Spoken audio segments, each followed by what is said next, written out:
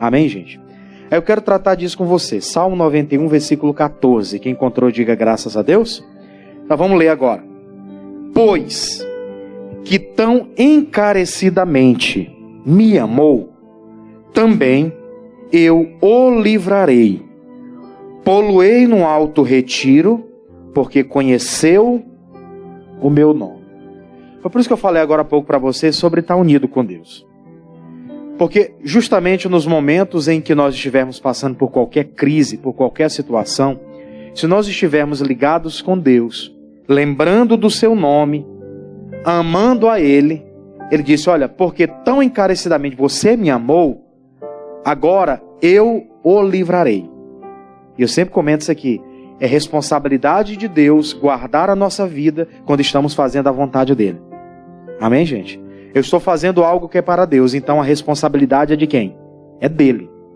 Por isso que eu já falei isso aqui algumas vezes, vou comentar novamente. Eu estou aqui debaixo de uma autoridade. Estou nesse exato momento servindo a Deus aqui na nossa sede estadual. Então, eu estou debaixo da ordenança de Deus, debaixo daquilo que a autoridade determina. Então, não tenho que me preocupar com nada. Glória a Deus. Se for enviado para qualquer lugar, também não tenho que me preocupar com nada. Tenho que chegar lá e servir, só isso. Porque a responsabilidade do que vai acontecer ou deixar de acontecer é de Deus. Você me amou, então você se preocupou em me servir, em me honrar, então encarecidamente eu também vou te livrar. Isso aqui é promessa de Deus para todo aquele que é servo.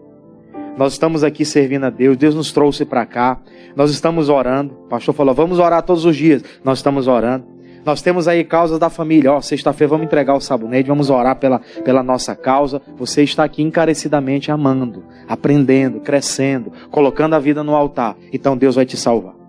Deus vai te dar livramento. Isso é responsabilidade dele.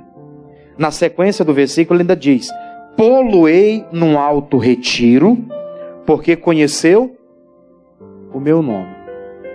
Quando se fala de conhecer, ele não está falando apenas de que eu ouvi falar. Quando ele fala de conhecer, ele está falando sobre ter experiência com Deus. Nenhuma pessoa que tem experiência com a outra pode dizer que conhece ela. Amém? Eu não posso chegar aqui e dizer, eu conheço a minha irmã. Eu não conheço ela. A gente tem a proximidade aqui do culto, né, do dia a dia. Mas no dia a dia a gente não tem assim, já conversamos algumas vezes com a irmã Antônia, aquela coisa toda. Mas raramente, né, entramos em detalhes mais profundos. Então não posso dizer que eu conheço a irmã Antônia, né? Eu conheço muito assim, da gente se ver, né, de casos, de família, de situações que às vezes me apresentam para a gente unir junto a fé. Mas quando se trata de Deus, nós temos afinidade com Ele, sim ou não? Falamos com Ele na nossa oração, e dentro da palavra Ele sabe o que nós precisamos, e a cada culto Ele vem e revela aquilo que nós precisamos fazer. Ele vem e adiciona na nossa vida aquilo que nós precisamos colocar em prática. Então eu posso dizer que encarecidamente eu amo a Deus, eu conheço a Ele e Ele me conhece. Eu conheço o seu nome, eu já tive experiências, eu estive doente, Deus foi lá e me visitou, e hoje eu estou aqui recuperado. Teve gente aqui que passou por processo cirúrgico e hoje está aqui de pé dando glória a Deus. Amém? Tem gente aqui que teve um problema de saúde e agora o médico disse, não tem mais nada, você está recuperado. Então o que é isso? Você conheceu a Deus, o nome dele. Ele disse, eu vou te colocar em alto refúgio. Quer dizer, qualquer situação que vier para lhe afligir, aquilo não vai ter poder ou domínio sobre a sua vida. Você me conhece, é diferente. Pessoa que não conhece a Deus, eu explicava aqui na semana passada, quem esteve aqui vai lembrar. Falei do Geazi e falei do Eliseu. Na hora da aflição, na hora que estava a cidade cercada, Samaria estava cercada, o Geazi, ai meu Deus, o que nós vamos fazer agora? Preocupadinho da vida. Já o Eliseu, o homem de Deus, olhou para aquela situação e disse, Deus, abra os olhos desse moço para que ele enxergue que mais são os que estão conosco do que os que estão com eles. Você vê a diferença de conhecer o Senhor? Tem gente que não conhece, ela conhece de ouvir falar. Lembra do Jó? O Jó disse, eu só conhecia o Senhor de ouvir falar, mas agora os meus olhos te veem. Agora eu consigo contemplar, enxergar o Senhor. Eu tive experiências, eu conheço o teu nome. Eu sei quem o Senhor é. Eu sei o que o Senhor é capaz de fazer pela minha vida. Na hora que eu estiver na pior circunstância da minha vida, eu sei que eu vou falar com o Senhor vai me socorrer. Foi isso que o Davi fez. Vamos para o Salmo 59? Tá bonito isso aqui? Deixa aqui marcado. Salmo 59. Volta só um pouquinho, né? Do 91 para o 59. O Davi fez uma oração. Ele estava passando por algumas crises, algumas situações se levantaram contra ele. Ele disse, o que eu faço? Só Deus pode me ajudar. Olha só a situação dele. Salmo 59, versículo 1. Salmo 59, versículo 1. Quem encontrou, diga amém. Quem não encontrou, se benze aí de cruz credo. Faça isso não, tá? Não faça isso não. Eu me livre. Do 91 é só voltar algumas páginas, é ou não? Você encontra o 59 facinho. Vamos lá? Diz assim, ó. Primeiro versículo. Livra-me, meu Deus, dos meus inimigos.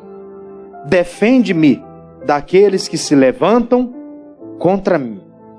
Livra-me dos que praticam a iniquidade. E salva-me dos homens sanguinários. Pois, eis que armam ciladas a minha alma. Os fortes se ajuntam contra mim, sem transgressão minha ou pecado meu, ó Senhor. Eles correm e se preparam, sem culpa minha. Desperta para me ajudares e olha. Olha que oração séria.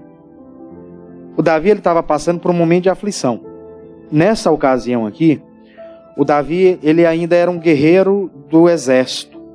Depois que ele venceu aquela batalha lá contra o gigante Golias, ele começou a se destacar. Aí teve um belo dia que as mulheres começaram a cantar lá em Israel, em Jerusalém. Saul matou milhares, Davi seus 10 milhares. Lembra daquele cântico?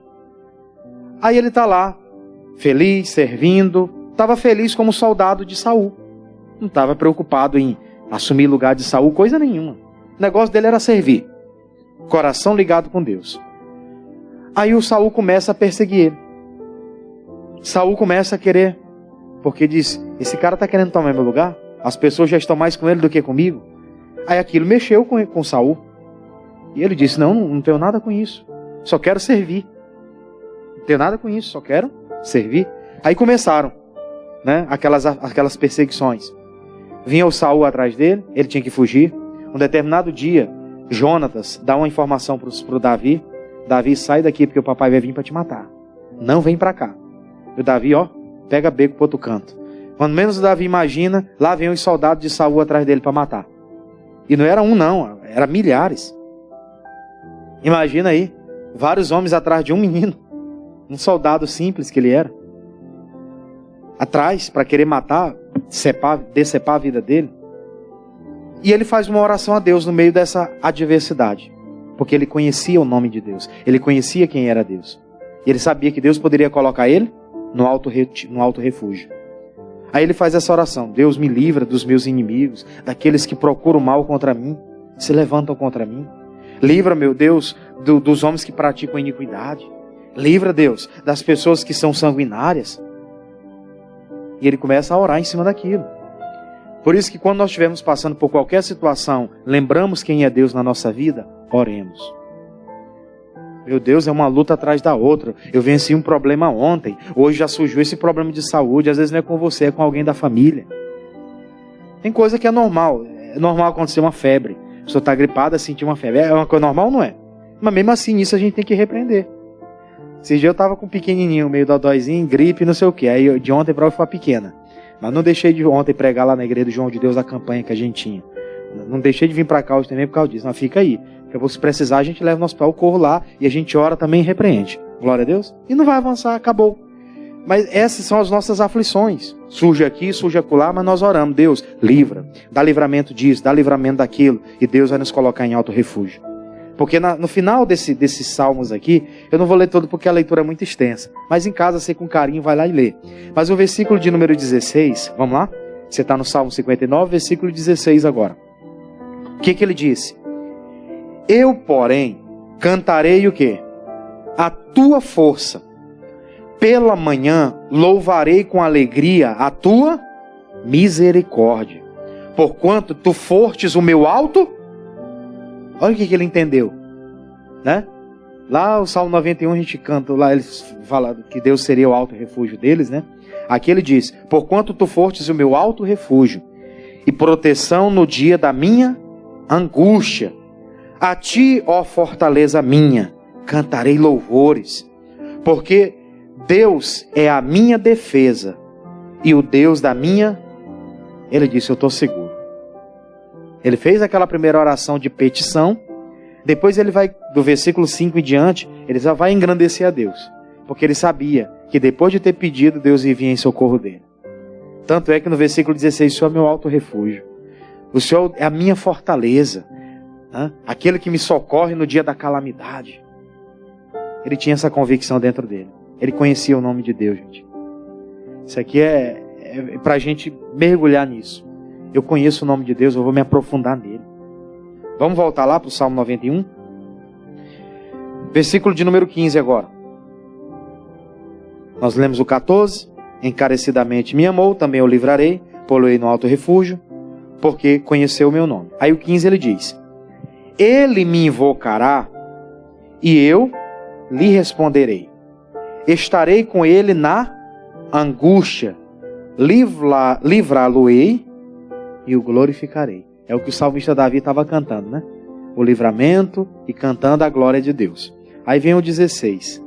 Dar-lhe-ei abundância de dias e lhe mostrarei a minha salvação. Nesse ponto aqui eu quero tratar algo interessante com você. Ele falou que daria abundância de dias e mostraria a sua salvação. Isso me faz lembrar de Moisés. Me faz lembrar de Moisés. Porque o Moisés dedicou 40 anos da vida dele ao deserto com o povo. Isso ali não era uma tarefa fácil. A gente até comenta aqui e fala: mas o Moisés teve um vacilo. Porque ao invés dele obedecer a Deus, né, em não bater na rocha, só falar com a rocha, ele foi lá e fez diferente. Mas vamos parar para analisar e nos colocar no lugar do personagem, né? Se fosse eu, qual seria a minha atitude? É ou não é verdade? Eu acredito que por menos coisas, às vezes nós batemos na rocha. É ou não é? Por menos coisas, nós vamos lá e ferimos a rocha. E o negócio dele era 1,5 milhão de pessoas, ó. Moisés. E ele lá, aturando aquilo já há tempos. Teve um momento que quando o povo fez o bezerro de ouro, Deus falou com ele: olha, por causa de ti, você pega o teu povo aí, eu vou mandar o anjo adiante de vocês e vocês vão para a guerra. Vocês vão vencer essa batalha aí do deserto. Aí ele fala: não, Senhor, se a tua presença não for conosco, não nos deixa subir. Eu não quero a tua presença só comigo, eu quero a presença com o povo também. Não quero só a visita do anjo indo adiante, eu quero a presença do Senhor conosco.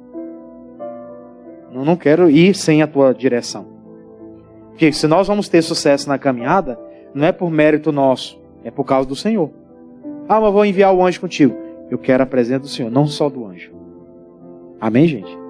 Ele tinha perfeita convicção de que Deus estaria ligando eles, dando abundância de dias para eles conquistarem as terras, mas que Deus também iria salvar, porque sem Deus aquele povo não estava salvo. O que adianta ter livramento e não ter salvação? É ou não é verdade? Seríamos os homens mais miseráveis, esperávamos só por essa terra. Não é o que a Bíblia diz? Se esperarmos só a Deus, com relação a Deus, só pelas coisas relacionadas a essa terra, nós somos os mais miseráveis. É o que o mundo vive hoje. O mundo é miserável, é ou não é? As pessoas só esperam a bênção de Deus para desfrutar de alguma coisa aqui, mas elas não têm expectativa de salvação. Elas acham que elas vão ser salvas fazendo tudo errado lá fora. Deus falou: vou dar abundância de dias, mas te mostrarei o que também? A salvação. Esse é o principal ponto. Salvação. Por isso que eu quero levar você ao livro de Jó. Você está em Salmos, né? Facinho. O livro anterior é o de Jó. Jó, capítulo 22. Para falar de salvação tem que lembrar de Jó, né? Jó 22. Versículo de número 21. Esse você já conhece bastante. Mas eu quero ler alguns poucos versículos com você aqui. Jó capítulo 22, versículo de número 21. Olha que interessante isso aqui. Quem encontrou, diga graças a Deus, vamos ler? Diz assim, ó: une-te, pois, a Deus e tem paz, e assim te sobrevirá o bem. O Jó começou a entender isso. O Elifaz estava lá, falando com ele, tinha gente acusando ele lá, que ele tinha cometido pecado para estar naquela situação. Aí vem o versículo 22. Aceita, peço-te, a lei da sua boca, e põe as suas palavras aonde? No teu coração. E se te converteres ao Todo-Poderoso, serás edificado. Afasta a iniquidade da tua tenda. O Elifaz, quando ele estava falando com o Jó, ele estava demonstrando para o Jó o seguinte: olha, Jó, nós precisamos nos unir a Deus para que a gente tenha paz. Que tinha muita acusação naquele tempo vindo contra o Jó. Eu acredito que o Jó não tinha nenhum pecado aparente. O pecado dele era apenas que ele só conhecia Deus de ouvir falar. Era superficial. Isso pode ser pecado, pastor? Pode. As pessoas que conhecem a Deus só de ouvir falar, elas não vão ser salvas, gente. Falar a Deus, todo mundo sabe quem é Deus. Mas de ter experiências com Ele. Foi o que eu falei no início aqui, lá do Salmo 91:14. Conhecer a Deus é ter experiência com Ele. O Jó não tinha experiências com Deus, gente. Até aqui não. Ele era íntegro, reto, temente a Deus, se desviava do pecado, se desviava do mal. Isso já era muita coisa. Se a gente for parar para analisar, antes de se converter, os pais ensinaram: não pode roubar nada de ninguém. É ou não é verdade? Meu pai, apesar de não ser crente, até hoje ele não é, ainda não tomou uma decisão, mas pela fé eu já determino, né? Mas ele sempre dizia: se tu chegar aqui com alguma coisa, tu vai apanhar. Não foi eu que te dei? É ou não é? São princípios. Mesmo sem conhecer a Deus, isso é uma coisa que a gente faz. As leis que o mundo vive lá fora, né? O pastor Adriano está aqui, só está estudando direito, né? Tá advogado também e pastor. Aí, existem as leis que regem o mundo lá fora. Mas essas leis estão baseadas aonde? Na palavra. Onde é que está escrito, né? Nas leis do homem fala que que aquele que roubar alguma coisa que é furto, tem uma lei lá que... Sim. Então são as leis que vieram por causa dos mandamentos. Entende? Então, o que rege a vida do mundo lá fora são as leis. São as palavras que Deus falou lá no passado. Glória a Deus, gente. São as palavras que Deus falou lá no passado. Então, ele conhecia muita coisa lá de fora. E muita coisa o Jó praticava. Temente a Deus, não fazia nada de que era errado.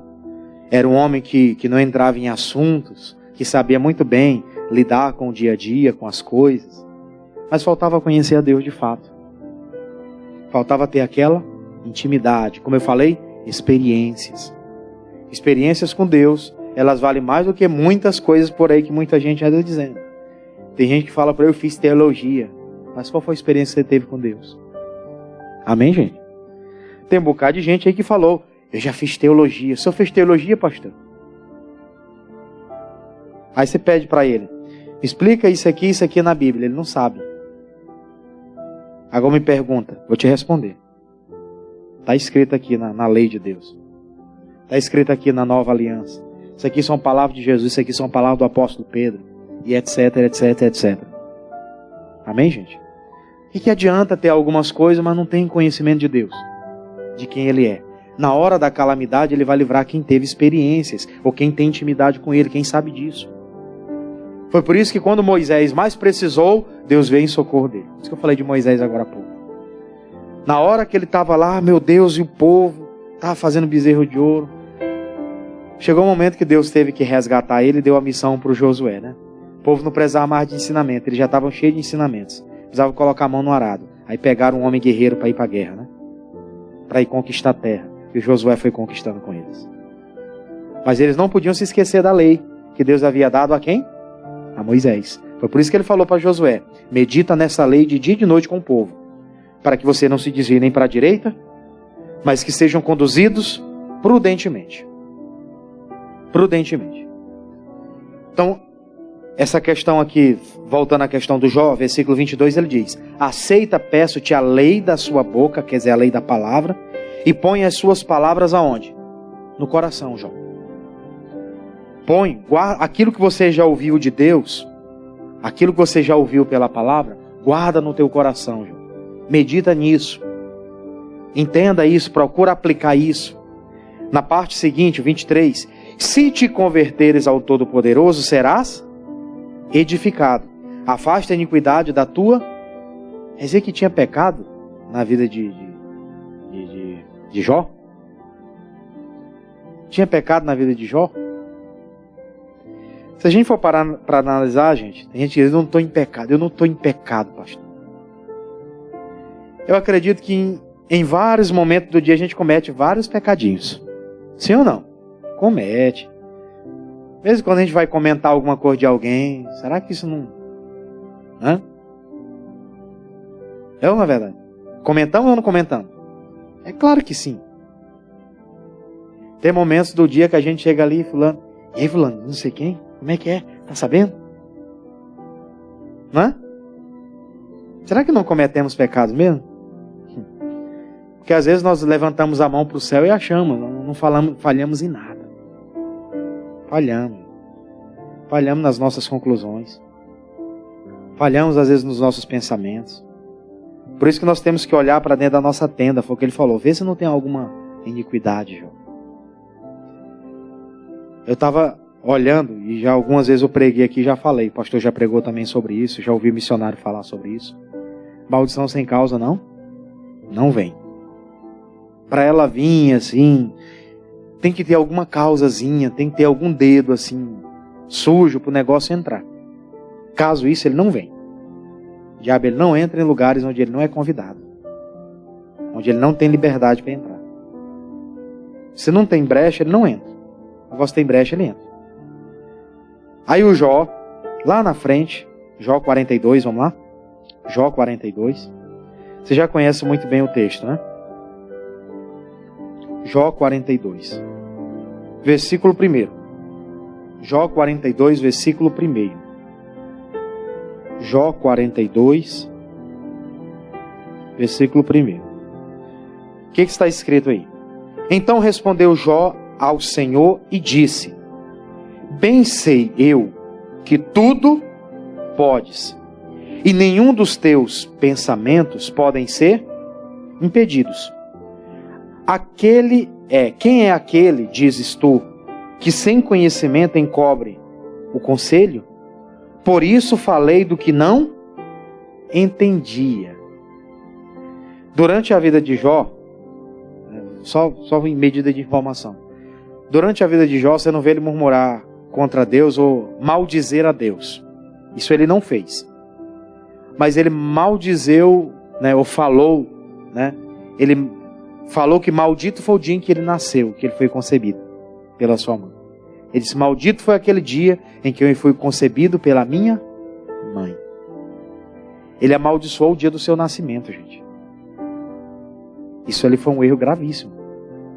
E a pessoa no dia da calamidade fala muita bobeira. Fala ou não fala? Fala. Teve gente: meu pai morreu. Deus, tu é o culpado. Deus é o culpado porque o pai morreu? Onde que está escrito isso? A gente sabe que é o natural da vida, o ser humano vai morrer. É claro que a gente não vai aceitar, gente. Isso é uma matéria, não é? Saber que eu nunca mais vou ver, isso dói muito. Em qualquer pessoa. Mas isso está na nossa mão? Claro que não. É o natural da vida. O homem vai nascer, vai crescer e tal. Ele perdeu os 10 filhos. Ficou leproso. A mulher vai maldizer a Deus. Ele repreende ela, mas ele amaldiçoou o dia do seu nascimento. Aí Deus ouve aquilo e diz: esse homem só me conhece daquilo que alguém falou para ele, mas experiências ele não teve. Não conheceu quem eu sou ainda. Aí agora, aqui, já no final da vida dele, ele está dizendo: quem é aquele que dizes tu que sem conselho encobre o conselho? Por isso, falei do que não entendia, coisas que para mim eram maravilhosíssimas e que eu não compreendia. Ele disse: eu era um nércio, não conhecia. 4. Escuta-me, pois, e eu falarei. E te perguntarei, e tu ensina-me. Com ouvidos meus ouvidos ouvi, mas agora te veem os meus olhos. Por isso me abomino e me arrependo no pó e na cinza. Ele entendeu. Eu não era nada, não conhecia nada. Meu pecado era esse. Eu vivia de uma forma superficial. Tinha algo a mais para conhecer de Deus e eu não busquei conhecer. Só vivi daquela forma. E agora, quando eu precisei de socorro, eu não tinha. Eu não tinha socorro porque eu não tinha conhecimento de quem Ele era. Eu não tinha conhecimento de quem Ele era. Eu só conhecia, assim, superficialmente. Mas agora eu sei quem é. Por isso que eu me arrependo. No pó e na cinza. E naquela época era o costume, né? A pessoa se colocava lá, se vestia de pano de saco, cinza sobre a cabeça, ficava parecendo um doido no monturo. Né? Sinal de arrependimento, de humilhação. Para que Deus o reconhecesse, o visse. Ele disse, eu me arrependo agora. Agora ele vai ter experiências maiores com Deus. Amém, gente? Ele teve experiências depois com Deus. Voltemos lá para onde nós estávamos. Salmo 91. A gente terminar. Versículo de número 16. Salmo 91, 16. O que ele disse? Dar-lhe-ei abundância de dias. E lhes mostrarei a minha salvação. A salvação estava apresentada para Jó. Amém, gente? A salvação estava disponível para Jó agora. Antes não. Porque era superficial. Mas agora, ele conhecia Deus. E Deus conhecia ele. Glória a Deus, gente. Que Deus fale mais conosco. Que conhecemos mais a Deus de perto. Que Ele nos conheça também. Amém? Vamos aplaudir o Senhor por isso. Glória a Deus. Aleluia.